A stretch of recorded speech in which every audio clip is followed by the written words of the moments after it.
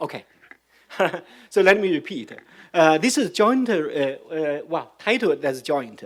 It's a joint talk by me and my PhD student, Eugenia Fang. I will talk the first 10 minutes. She will follow up the next 10 minutes. Let me start. Maybe you can control. Oh, I do need this, right? Okay. Systemic risk and joint market and climate stress. Keywords here. Systemic risk, we are going to give very brief introduction. Then, but our focus is on joint market and climate stress. Okay, here. This is the outline, sorry for that. Motivation, followed up with theoretical development. Then I will cover the first two chapters. Afterwards, Eugenia will cover data and estimation, empirical findings, and concluding remarks. Let's go to motivation. Systemic risk, I assume we more or less know the concept. I'm not going to go to details. Essentially, it refers to such kind of risk.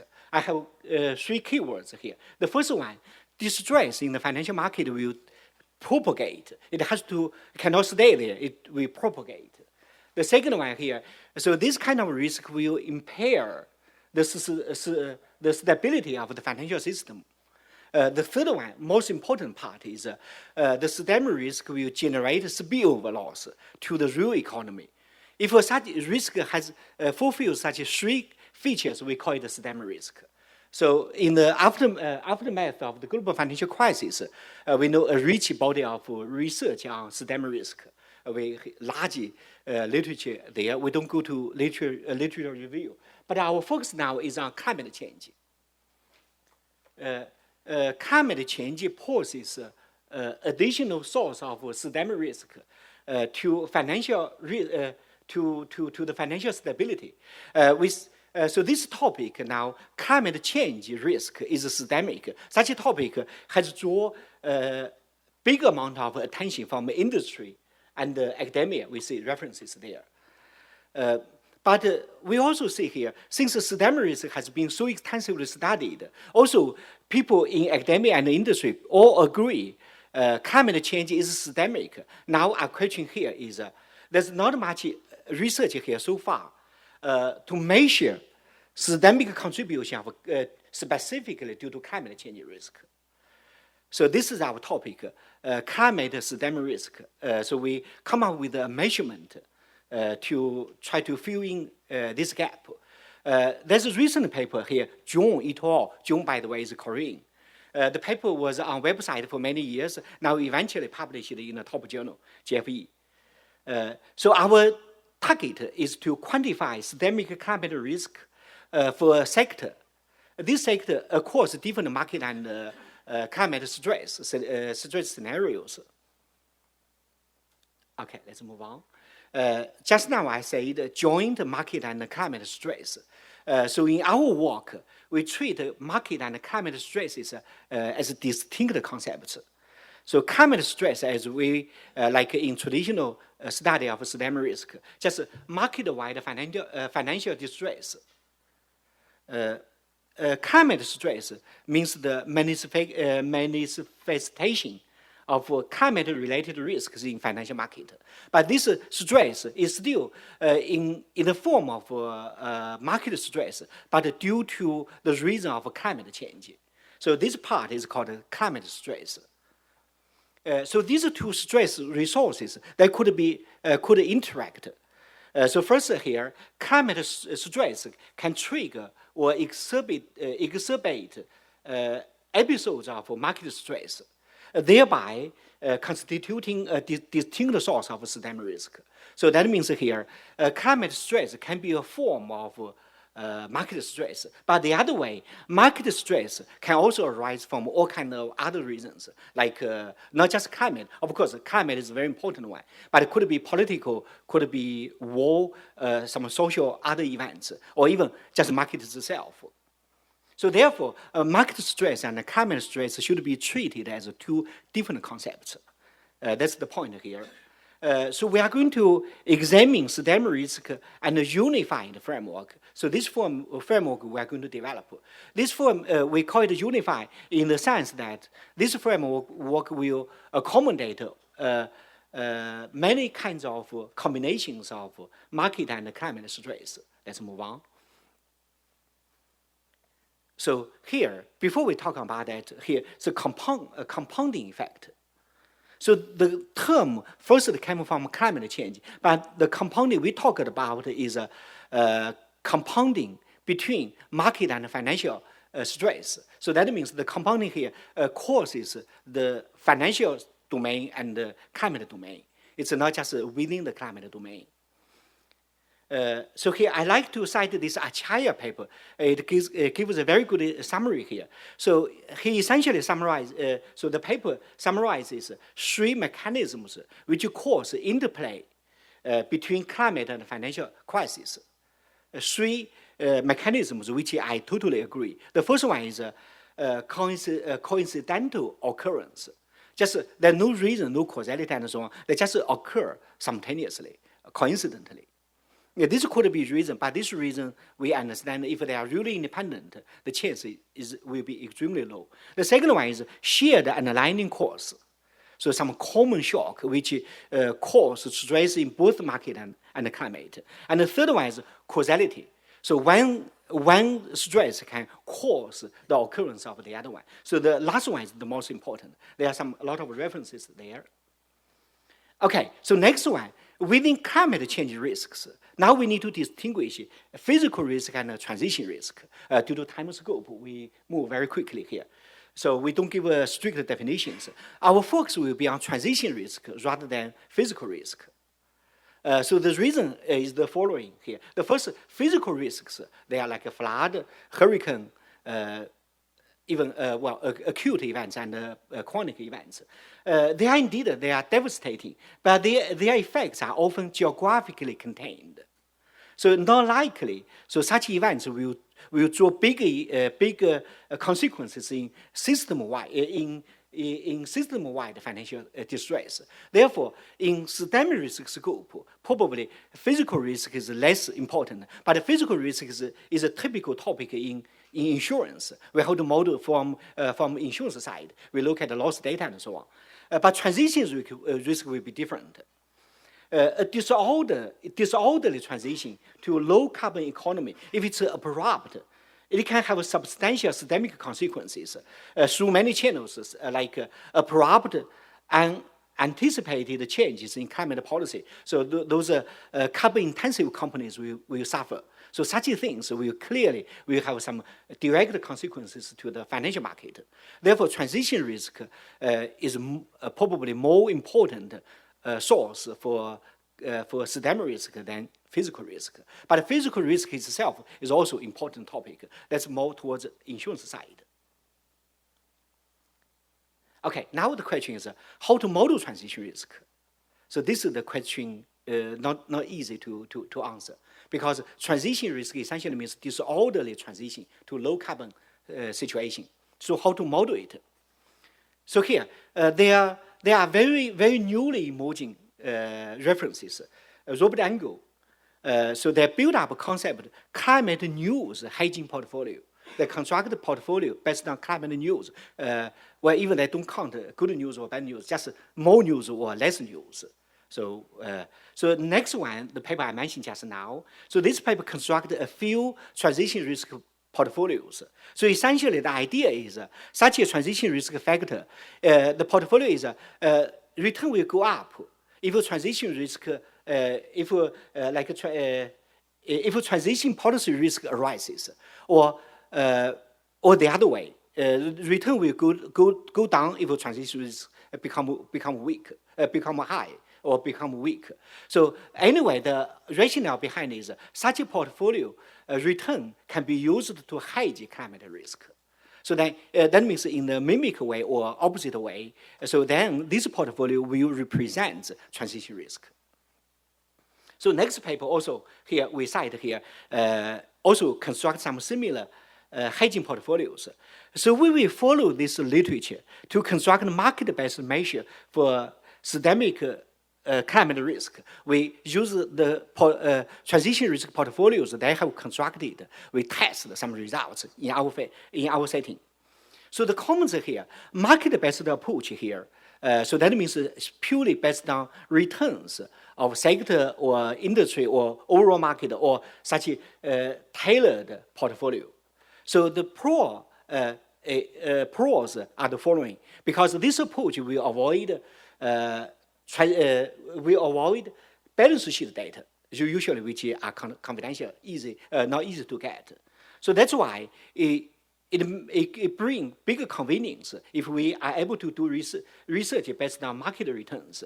Also, because results are based on market returns, they will embed human behavior and so on. That's why results are forward-looking and time-varying, because they can easily capture such features.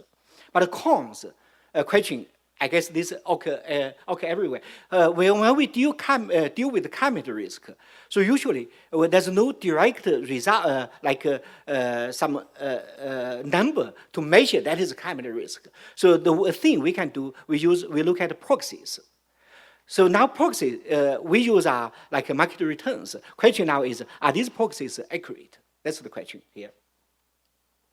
Okay, now we go to theoretical development. I will go quickly. So here, just now I mentioned market returns. We use the following. So we look at 3 returns. First one, a sector, which we specify later by Eugenia. Second one, RM is the overall market return. The last one is most important one is a transition risk portfolio. We look at its return. So we construct the climate risk portfolio that look at the return. This return is interpreted as a transition risk. But we look at the risk side because we look at the systemic risk. On the risk side, we look at negative returns instead, negative values. Next one here. So first, before we go to results, first quantile, F inverse, which is also value at risk, defined that way. Okay, now next item here. Given a set A, we call it a stress set. So through that, we define such AP, we call it a stress scenario. So X means the previous page. Oh, it doesn't work like. Oh, okay. Oh, no, it certainly is something wrong here. Okay, let me use this to easy. I want to go back to, anyway. So here, Y means market risk, market stress. Z means climate stress. So here, they are scaled by their quantiles. Through this, we define AP. You imagine if A is defined by the following cases, Y0, Z0, they are suitably chosen thresholds. To mean after thresholds means the scenario, stress occurs. Lower than that means normal state. Okay, this way AP will be stress scenario accordingly. So we have different combinations. Like if we only look at market stress, just delete Z. No constraints on Z, the first case. If we only look at climate stress, we delete Y. We only look at Z, and so on. Due to time, let's skip. So this setting, as I said, is a unified framework which combines all kinds of stress combinations. Oh, next one. This conditional expect shortfall, I assume many people know here. If for any case, we explain again. So without AP, this is standard definition of expect shortfall. But we put AP as condition, this becomes to be conditional expect shortfall. But this one here, the threshold I highlight is value at risk. So just here, there are 2 parameters, P and Q. P controls the stress level. In the stress set I showed just now, Q controls the confidence level. So there are 2 parameters, P and Q. So through this, conditional expect shortfall essentially means expected loss in the up tail, conditional on the stress set, over the threshold, which we define as a marginal VAR. So this is conditional expect shortfall. It's a quite well-established concept from the reference here, from the reference we cited here. but we follow some slightly different style due to some subtlety. Due to time, I don't explain. So now question is, so how to model X, Y, and Z? They are returns. We suppose we have market data. How to model? So empirical insights, which we must keep in mind, are that negative returns are heavy-tailed and tail-dependent. So this comes with the definition here, regular variation. So regular variation is a setting to capture heavy tails. So essentially, you don't need to know see definition. Definition a little bit technical. Just Pareto distribution is here. So we can simply rewrite that in the following way. These two expressions are equivalent. I just change variable p equal to fx. Then x would be quantile of p. Rewrite so this way. Rewrite this way, but we see some insight. If we understand here, larger than y means a set from y to infinite. That means some kind of stress set. So here, this will be a measure which has power tail. So this gives a hint how to introduce MRV. So univariate, regular variation, these are equivalent. Like this, just I put more arguments, then I get MRV. MRV here, so definition is given there, you can extend to any dimension. So the hint I can give here is, you imagine any random vector, any vector of risks. If you know they are heavy-tailed, then you use whatever link, multivariate model or copular to link. The consequence is they are MRV. Therefore, this concept is quite broad. Okay, So this is our result here. We give a result, we give a asymptotic estimation for conditional expected shortfall. So here, the insight is first one here. Left-hand side tells conditional expected shortfall is scaled by this inverse function. Right-hand side, there's no real event. So that means we convert such a problem to some stable quantity. This is explicit, but there's a way we can do stable calculation. Now I pass to Eugenia, sorry. So I give you a few minutes to finish your part. Okay, so I will try to finish like in 5 minutes maybe. Okay, so thanks Qihe for the introduction and the theory. Yes, so now welcome to the real world. So I'm going to introduce the data and the estimation procedure. So as we mentioned, we do a market-based framework, which means all our data are from traded sector and factor returns. So the sample I'm using is from 2008 to 2026, and I divide this whole period into 3 sub-periods. So the first sub-period is the global financial crisis, and the second period is a very calm period. So it's between the financial crisis and the COVID-19 crisis. And the third period is characterized by the COVID-19, the inflation, and the political and energy shocks. For the sectors, we are using the sector ETFs, including like these 11 sectors. And for the market factor, we are using SPY, the Standard Poor's 500 as our baseline. And for the climate transition factors, actually you can see in the list we have 4. But for our baseline, we are using the EMIT, which is emission weighted transition risk factor. So basically the intuition behind is if we have a low return on the climate transition factors, we think there is an increase in the transition rate risk. Okay. So just to give you some preliminary idea about this sector exposure to climate risk. So here I plot the climate betas with half-a-year rolling window controlling for SPY. So I'd like to draw your attention to the upper right panel, which is EMIT. So you can see the blue line on the top. Maybe I can use the, yeah, sure. So the blue line on the top is the oil and gas sector. So you can see there is a positive climate beta for the oil and gas sector, which means they are more exposed to climate transition risk. But you will see later in our analysis, the systemic risk ranking need not to be the same as the climate transition risk exposure ranking. So here is our estimation workflow. So here I dropped a lot of technical details. So basically, we start from the negative returns, and we first test whether our data satisfies the MRV framework. We follow the paper, a very recent paper by Imo et al. And then we move forward to estimate the marginal tails, which we use the Qihe Tang estimator, and we also do the spectral measure estimation. Basically, we are using a non-parametric way to estimate. And then we move to specify the stress test. As mentioned by Qihe, we have like market-only scenario, climate-only scenario, and the most important, the joint scenario. And then we plug everything together to calculate the co-ES estimation. Okay, so here are some results. So the first page is on the marginal tails.